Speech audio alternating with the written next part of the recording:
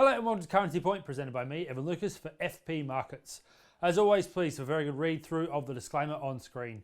Everything in this video is general in nature, none of which relied upon as any form of personal advice. FP Markets does not know your personal scenario, nor your personal financial goals, and therefore none of which relied upon as any form of advice at all. It is just general in nature only. Jackson Hole, it has blown a hole in absolutely everything, and that's not surprising considering how strong Jay Powell's comments were over the weekend. It has put an absolute rocket under the all-conquering Dixie, and we'll come to that in a minute because, as he states, the biggest issue facing global markets is sustained inflation. And fighting inflation now is the number one mandate for all central banks, according to the outlook from Jackson Hole. And that's not surprising. They've been telling us that for the last 6 months. But it's how he said it and the strength at which he said it that really set things off. And the fact that he is saying that businesses and households in the US should expect some pain, and by some, he means a lot of pain around how this is going to go on, because the expectation is that to tame inflation, you have to bring growth to below trend and keep it there for a sustained period of time. That means that over-tightening is not just probable, it's now the most likely scenario.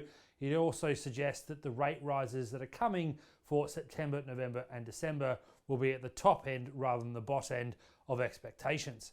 And that is what the market is now pricing in. Have a look at the US 10-year pop back above 3. If you look also at anything with regards to risk and the lull that we've been put in from the bottom of June to the top of August in equity markets is all gone. That 3.5% in the States on Friday, that is just, in my view, the beginning of the sell-off that's going to happen through September as we understand where the market will be at. The final part for Powell's comments that really needs to be highlighted is the fact that he's also stipulated that there is no reason to be bringing rates down prematurely. And that therefore suggests that the 2023 rate cuts that have started to be priced in probably need to be taken out. And that's also likely to therefore mean that 2023 will be a tough year. So looking at FX, as I said, all conquering USD continues to do that.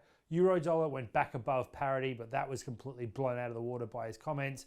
There's every reason to make an argument that you probably could see euro dollar even as low as 97.5 cents by the end of the year. It's a staggering thing to think about when you see where it started. Cable, same thing, $1.17, started at 135 this year, and there is no end in sight to what's going on in the pound. There is so much pain going on in the UK. If inflation does get to City's idea of 18%, watch that space. Then you look at dollar yen, 137.5. It's an incredible movement. Real yields probably were behind it, but in saying that, safe havens are chasing each other, but it's the fact that you get a return on the USD, which is why the yen continues to weaken. And then risk currencies, CAD, Kiwi, Aussie, take your pick, are all under the same level of pressure, and they're not going to reverse anytime soon.